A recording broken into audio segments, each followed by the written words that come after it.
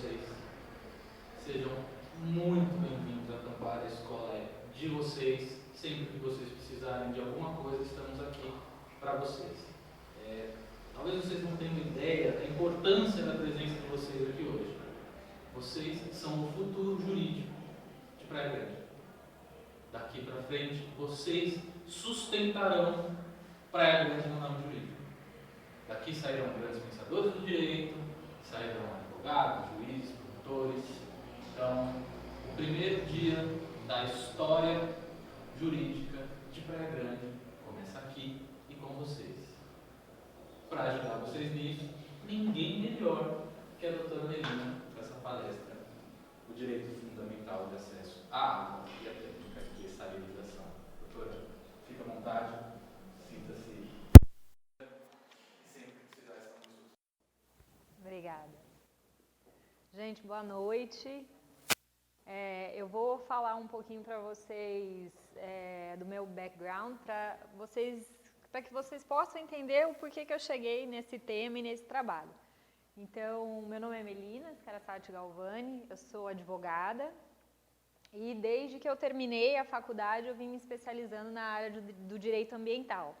Trabalho na área ambiental, né? Porque eu trabalho na Secretaria do Estado do Meio Ambiente, hoje Secretaria de Infraestrutura e Meio Ambiente, e continuei os estudos na área jurídica. Então, fiz pós-graduação em Direito Ambiental e Gestão Estratégica da Sustentabilidade, fiz um mestrado no exterior, em Direito Comparado, com foco em Direito Ambiental e Direito da Energia, e voltando para o Brasil, fiz outro mestrado aqui em Direitos Difusos e Coletivos, e aí voltado para essa temática do direito de acesso à água.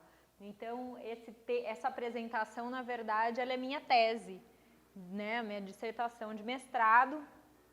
E a minha ideia, quando eu comecei a pensar, foi entender um pouquinho toda essa crise que houve, né, essa crise hídrica, que principalmente o estado de São Paulo passou, que teve seu ápice em 2014, quando eu estava estudando no exterior.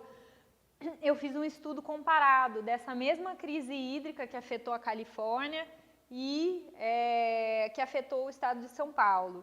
Para entender um pouco, na época eu estudei a parte mais de águas subterrâneas e quando voltei para cá fiquei com a ideia de entender se havia ou qual poderia ser uma das soluções dessa crise hídrica para que não houvesse mais essa escassez, esse ápice que houve nesses anos. Então me veio a questão da dessalinização, muito antes aí de vir à tona pelo governo. Essa ideia eu brinco que a ideia veio antes, depois que eu vim depois que eu vim ter conhecimento de que isso estava, inclusive, aí na pasta do governo, mas foi uma ideia que me surgiu e aí eu fui pesquisar, isso já faz uns anos, porque no meu mestrado eu defendi em fevereiro desse ano, então faz alguns aninhos que eu vim com essa temática. E aí, eu comecei a estudar a primeira parte do direito fundamental de acesso à água, porque ela é uma parte bem ampla, né? Vem toda a questão da água, do direito humano fundamental à água, da questão das pessoas não viverem sem água, não só as pessoas, todos os seres viventes tem que ter água para poder viver e ter uma vida salutar. Então, esses quadros, eles denotam um pouco esse daqui da onde a gente tira a água. Então, hoje em dia, aqui o fresh water é a água doce, da onde a gente retira a nossa água potável. Então, se a gente olhar, a gente vai ver que mais de 96% da água do planeta Terra vem dos oceanos, que a parte que a gente tira a nossa água potável, ela é uma parte bem exígua, ela é menos de 2%, porque ainda desses 2,5% 20% tem toda a parte de geleira. Então, a parte mesmo da onde a gente retira a nossa água hoje em dia, né, a água doce, ela é bem pequenininha dentro dessa amplitude que é o restante das águas do nosso planeta. E esse quadro, ele faz uma comparação do estresse hídrico de 1995 para 2025. Então, aqui a gente pode ver como começa a aumentar a escassez hídrica em todos os lugares do mundo praticamente, porque a coloração vai mudando, né? Daqui os azuis são os que mais têm água e a gente vem para o laranja, que são os países que têm mais escassez hídrica, e como esse cenário ele muda e piora aí no decorrer dos anos.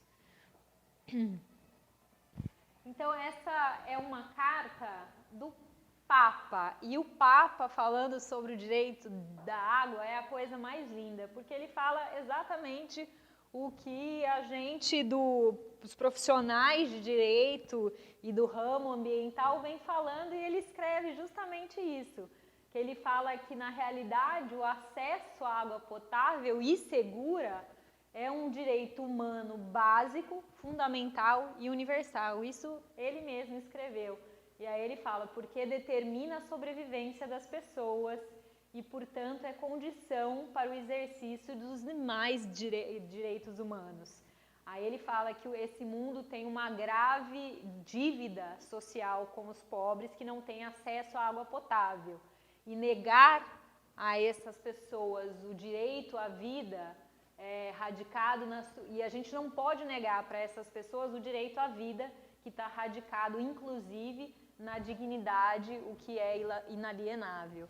Então, essas palavras do Papa de 2015, bem recente, se a gente for ver, são muito odiernas. E isso está atrelado ao princípio das necessidades humanas vitais. Esse princípio das necessidades humanas vitais é basicamente o que o Papa escreveu, né? É a questão da necessidade, as principais necessidades do ser humano, e dentre elas está a água potável, né? A água que nós podemos beber. Aqui eu faço um link entre o direito ambiental e os direitos humanos, porque uma coisa ela não consegue estar sem a outra, na verdade, né? A proteção do meio ambiente, para ela ser alcançada, há de se haver o cumprimento dos direitos humanos para a proteção do meio ambiente e vice-versa, né? Aqui eu falo, um ambiente degradado contribui diretamente para a violação dos direitos humanos, como o direito à saúde e ao bem-estar, e a efetivação dos direitos ambientais, obviamente, está atrelada aos direitos humanos, que é o direito à informação, direito à liberdade de expressão, participação política, a intervenção, enfim, a forma como você reivindica os seus direitos, inclusive os direitos ambientais. E aqui houve um acordo extremamente recente, que ele foi assinado em 2018, que chama Acordo de Escazú. Esse acordo, ele vem justamente concatenar os direitos humanos e os direitos ambientais. Ele é um acordo latino-americano, né, chama Acordo Regional sobre Acesso à Informação, Participação Pública e Acesso à Justiça em Assuntos Ambientais na América Latina e no Caribe. Então, ele foi o primeiro acordo, né, os países da América Latina e do Caribe tiveram essa iniciativa e que veio a ser o único acordo juridicamente vinculante derivado da Conferência das Nações Unidas sobre Desenvolvimento Sustentável, a famosa Rio+20. E ele não só é o único acordo vinculante derivado dessa conferência, como foi o primeiro tratado sobre assuntos ambientais da região, inclusive, e aqui o primeiro no mundo, que fez essas disposições dos direitos humanos em assuntos ambientais, justamente protegendo, inclusive, aqueles que defendem os assuntos ambientais. Então, ele vem bem na vanguarda esse acordo. Aqui, adentrando agora um pouco mais na temática da água especificamente, há de se ter em mente que no Brasil a gente fala muito de recursos hídricos, porque a Política Nacional de Recursos Hídricos vem com essa expressão. Mas, juridicamente falando, né, já que nesse mundo jurídico a gente tende a sempre delimitar os termos, há quem faça diferença entre o termo água e a expressão recursos hídricos. E qual seria essa diferença basilar? Recursos hídricos seria o que você pode viabilizar economicamente. Seria a água que você viabiliza economicamente, né? E a água em si é o elemento natural.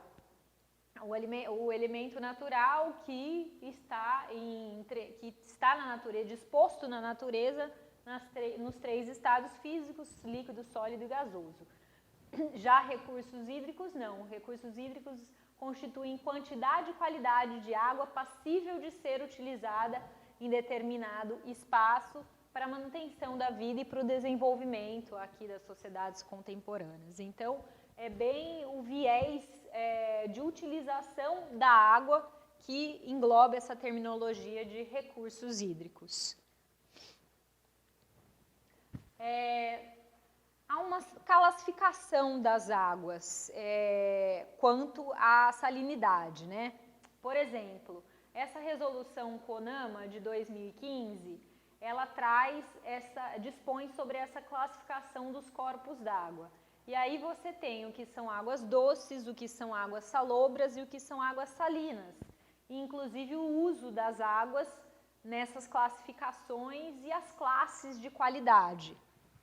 Eu digo isso porque quando a gente for falar propriamente de dessalinização, a gente vai ver que, obviamente, a dessalinização ela é feita a partir de água salobra, ou seja, ou água salobra ou salina.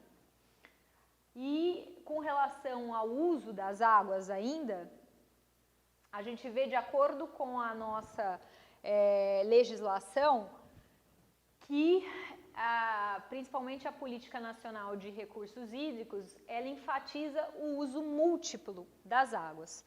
Quando que não vai haver esse uso múltiplo? Quando houver situações excepcionais. Então, em situações de escassez hídrica, por exemplo, há certos usos das águas que são prioritários. E esses usos são o consumo humano e a dessedentação de animais. Exceto nessas situações, há de se proporcionar o uso múltiplo das águas. Aqui ele fala o consumo, a gestão dos recursos hídricos deve sempre proporcionar o uso múltiplo das águas, exceto em situações de escassez, que aí sim vigora o uso prioritário.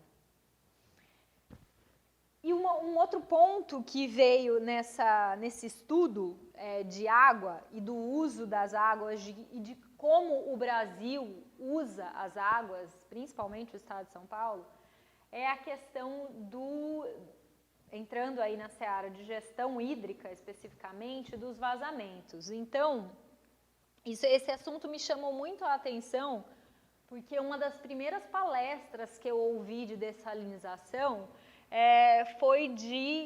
não foi de um brasileiro, foi de um norte-americano, foi um advogado norte-americano que veio aqui para o Brasil para divulgar o livro dele. O livro dele chama Faça-se Água.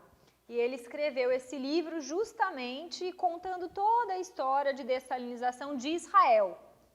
E aí, durante a palestra dele, questionaram ele, falando, mas e o Brasil, né? O Brasil está apto a promover essa tecnologia, né?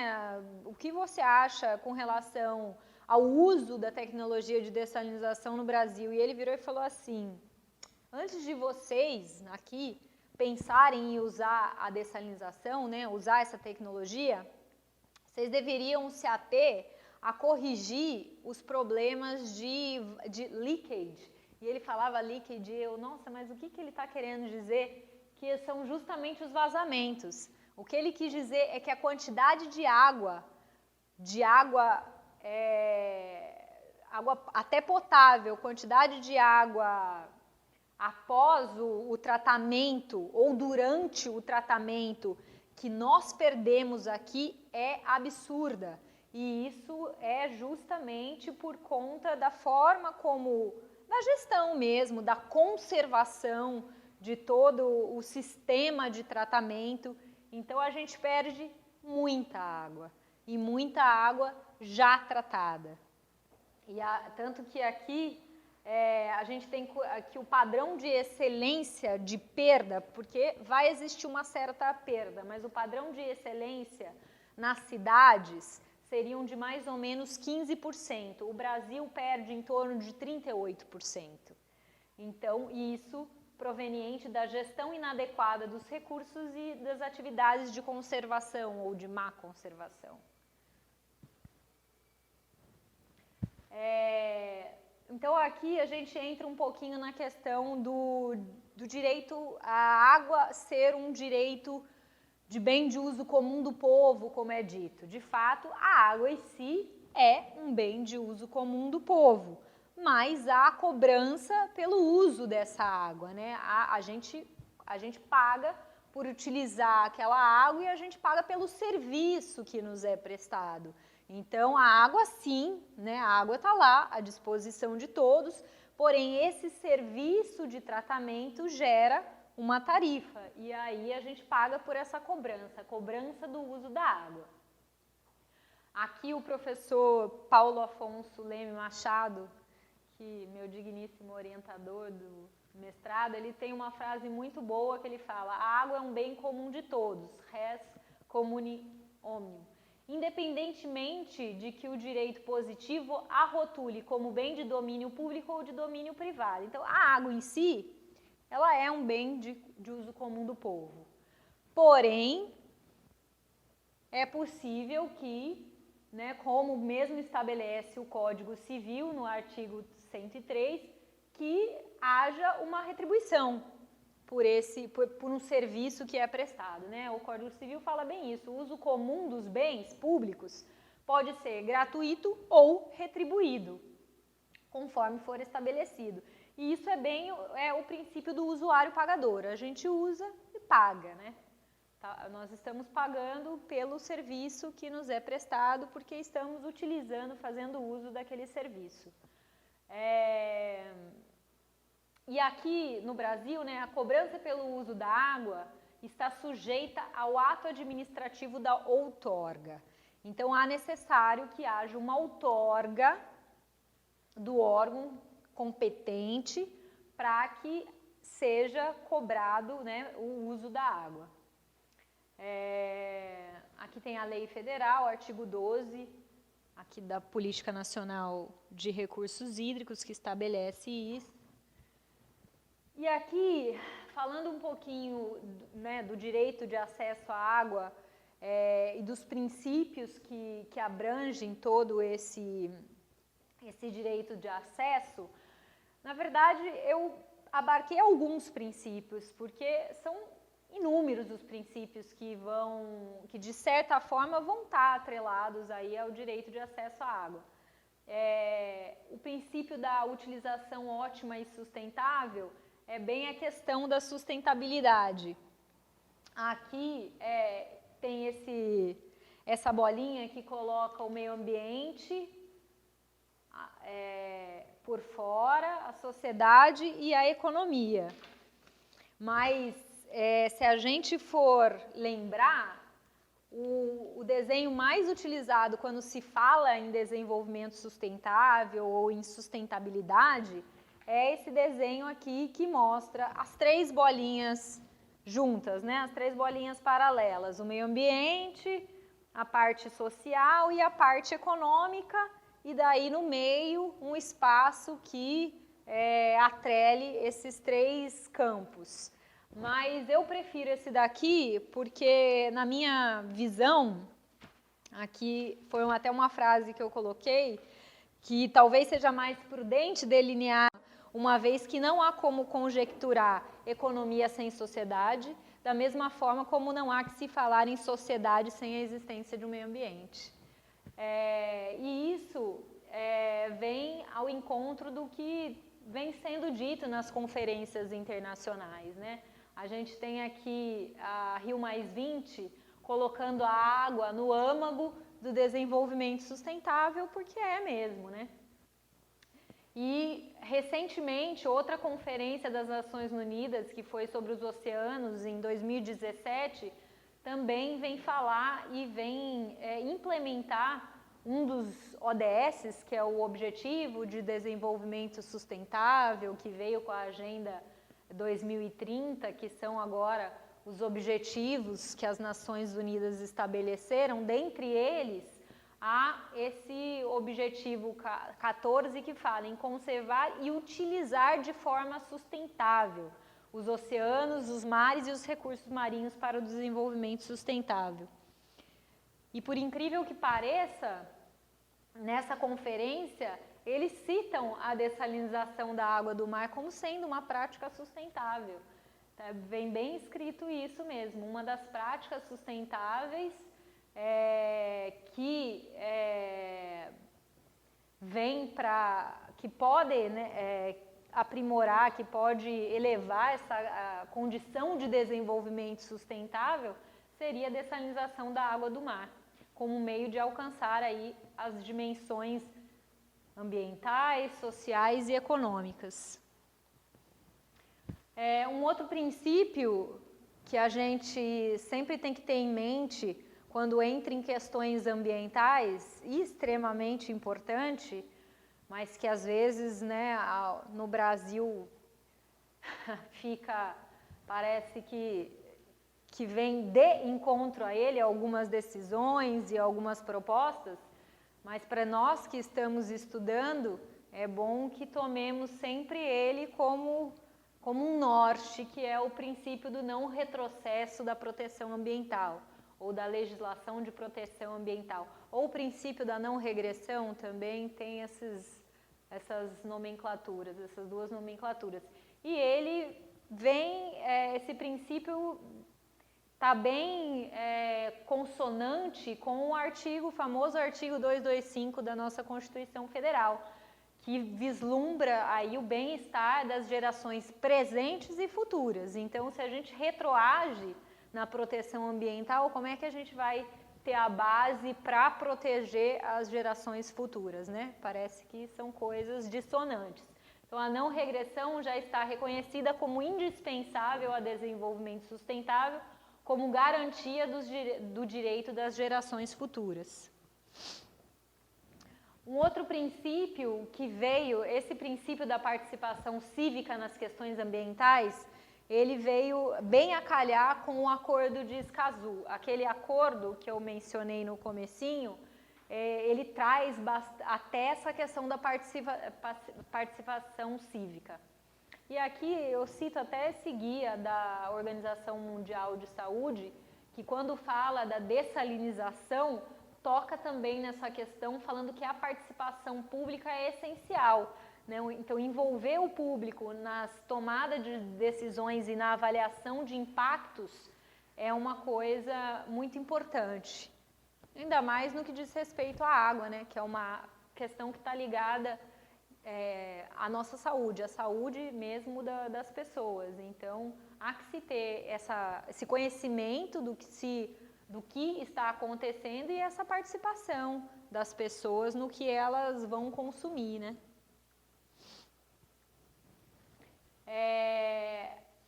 Com relação propriamente à técnica de dessalinização, ela passa não só pela questão da outorga, mas também do licenciamento ambiental. Então, os impactos, né, para que sejam evitados impactos negativos de dessalinização, há que se ter um estudo de impacto ambiental. E isso já vem, o inciso 4 do artigo 225 vem exatamente nessa toada. Por que isso, né? Porque, obviamente, que há toda uma questão, não só da construção, da usina, é muito chamado de... Não chamam-se de usinas, chamam de fábricas de dessalinização. Então tem a parte da construção dessas usinas, tem a questão da retirada do volume, mas principalmente do retorno do que a gente chama do que é chamado de concentrado salino, que é o que sobra da dessalinização. Então, quando a água é dessalinizada, há uma água salgada altamente concentrada que sobra desse processo. E essa água muitas vezes retorna-se esse concentrado para o oceano, por exemplo. Esse concentrado tem que ir para algum lugar, na verdade. Então, essa é uma das questões que tem que ser estudadas. E também a questão de energia. Tem muitos projetos de dessalinização, principalmente projetos de pequeno porte, que atrelam o sistema de dessalinização à energia, principalmente à energia solar. Então, painéis de energia solar e aí um sistema pequeno de dessalinização. Eu vou mostrar uma foto de um projeto de pequeno porte do semiárido nordestino, que são que tem esses painéis solares, utilizando mesmo a energia solar.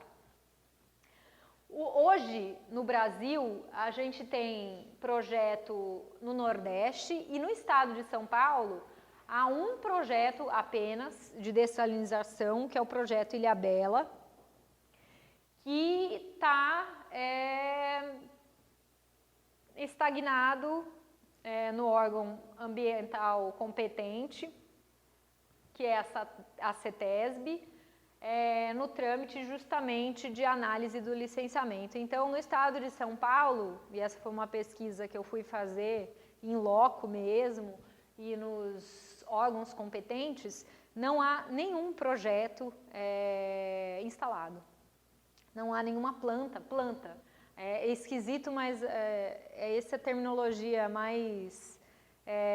a terminologia ordinária mesmo de planta de dessalinização.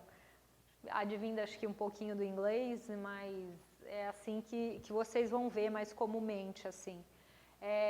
Então, não há nenhuma planta instalada no estado de São Paulo. Há projetos, mas também um único projeto que está sendo analisado para ver se de fato será instaurado esse projeto de Ilhabela.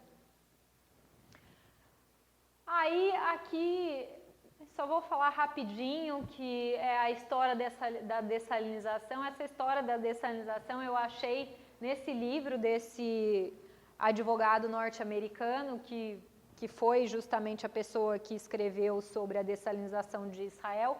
Então ele conta toda a história, ele fala que houve um vice-presidente, que é o Lyndon Johnson, que na década de 60 já falava da dessalinização e já falava que os Estados Unidos deveriam entrar em contato, ter um contato maior com Israel para que eles pudessem estudar essa questão. E o que eu achei muito bonito até desse artigo, pelo menos é a forma como ele escreve no livro, mas eu fui procurar até o artigo em si, e de fato está escrito isso, ele escreveu, que a técnica de dessalinização com boa relação custo-efetividade poderia ser uma ferramenta não só para erradicar a pobreza, como para promover a paz mundial.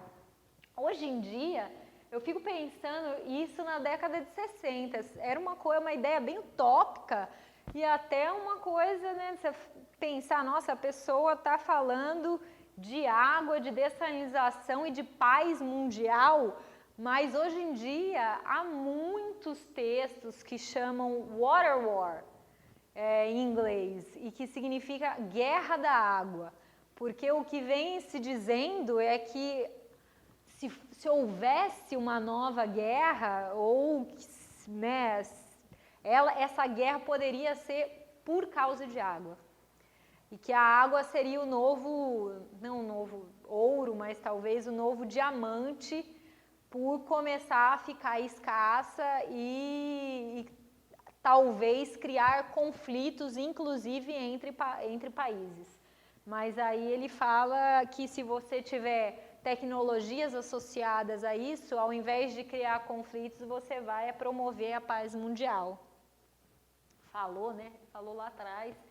E aqui também é um outro trecho do artigo dele que fala: nós, como Israel, precisamos achar maneiras baratas de converter a água salgada em doce. Sendo assim, trabalharemos juntos, porque água significa vida. Água significa prosperidade para aqueles que nunca souberam o significado dessas palavras. A água pode acabar com a fome, recuperar o deserto e mudar o curso da história. De fato, em Israel foi o que eles fizeram. Em Israel, mais de 90% da água hoje de Israel é fruto de água dessalinizada. Então aqui, mais da metade da água potável é dessalinizada. Israel passou a difundir a tecnologia de dessalinização. Então essa agência, que depois ela foi privatizada, ela foi responsável por mais de 300 estações de dessalinização no mundo. E esse é um dado super recente, e até esses 90 milhões agora já aumentaram um pouco mais, esses 20 mil é de 2019. Então, há cerca de 20 mil usinas de dessalinização no mundo, sendo que a Arábia Saudita, os Estados Unidos, os Emirados Árabes Unidos e o Kuwait têm as maiores capacidades de dessalinização do mundo. É bom salientar aqui que Israel tem toda uma logística com relação à dessalinização, então não é só dessalinização. Israel tem a questão da dessalinização associada também ao reuso da água. Então eles têm toda uma política interessante com relação ao uso da água. Esses são os números mais atuais de dessalinização, que é agora de 2019. Então são mais de quase 20 mil usinas de dessalinização instaladas, 99,7 milhões de metros cúbicos de água dessalinizada em mais de 150 países, atendendo a mais de 300 milhões de pessoas. Então não é uma realidade que veio à tona agora nesse novo governo, nesses anos aqui.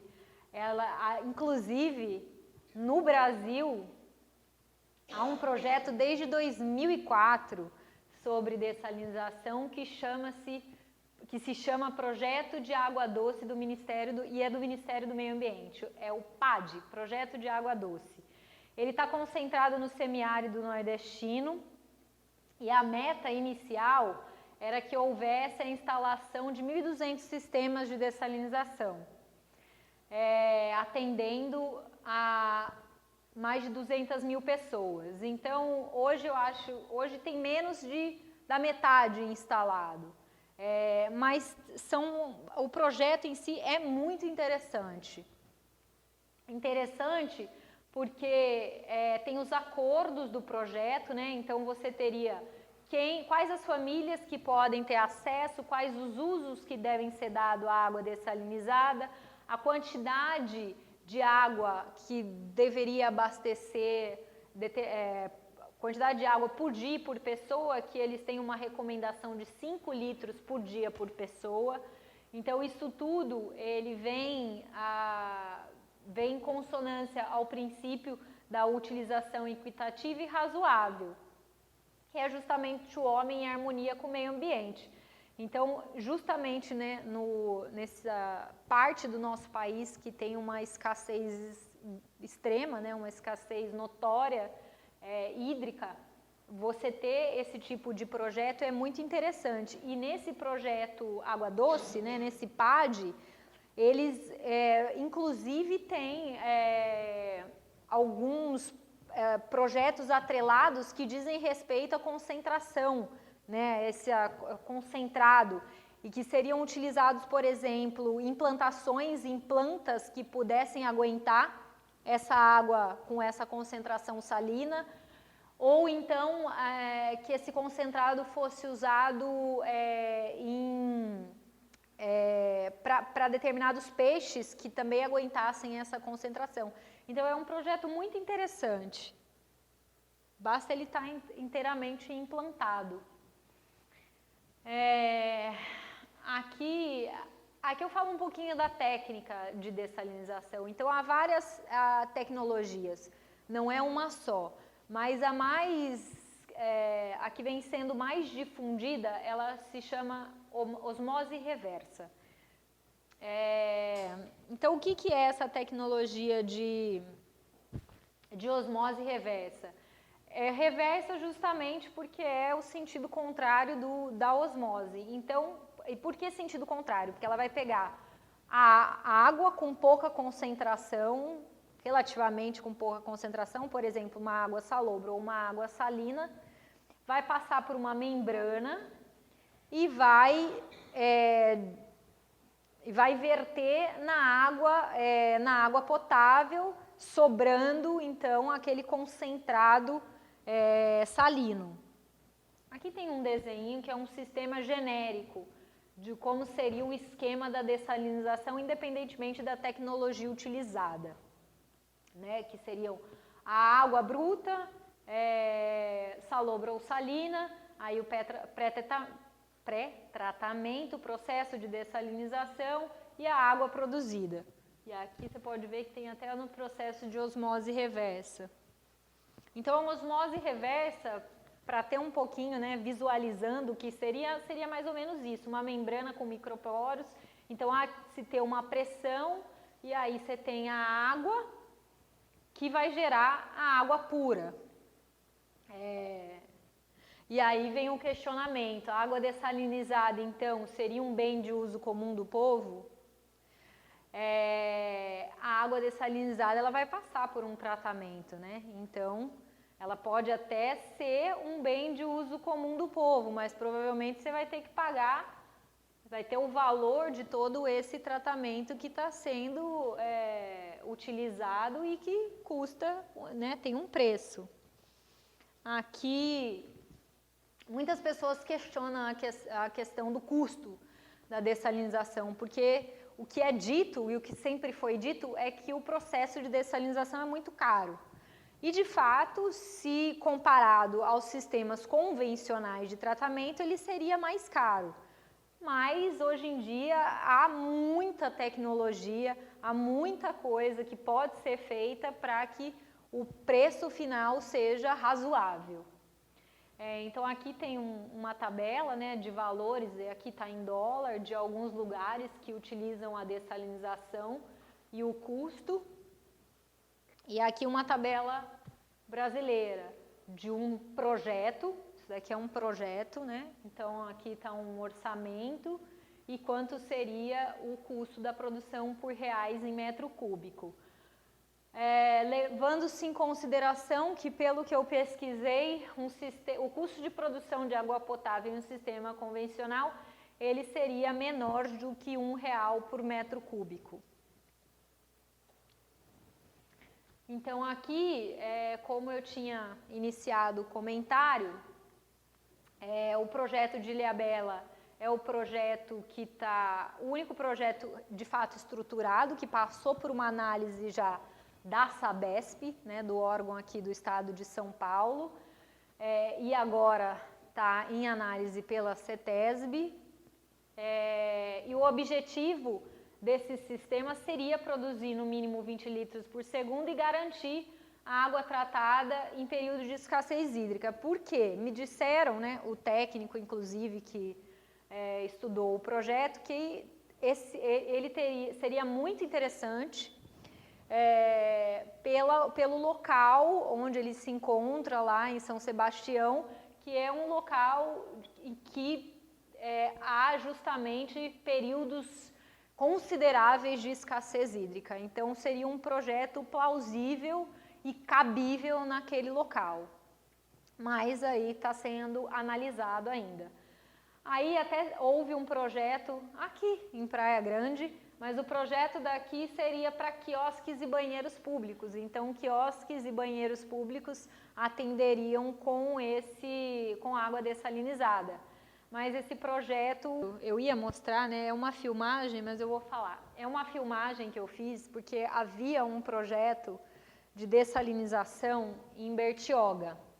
Só que aí era um projeto privado, né? Uma empresa, eles abriram essa empresa em Bertioga e captavam a água do mar mesmo, não era água salobra. Era água do mar, com recursos deles mesmos. Aqui, é esse o videozinho que foi o dia que eu fui lá. Então era assim, essa empresa.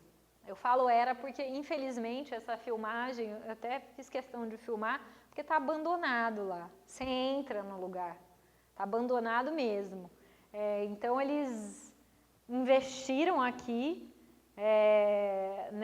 nesse projeto, eles captavam a água do mar, a ideia era super interessante e vertiam isso em garrafas, né, em água potável mesmo, de garrafinha. A questão é que a gente não tem regulamentação no país, a gente não tem regulamentação no estado e a gente não tem regulamentação nem com relação à questão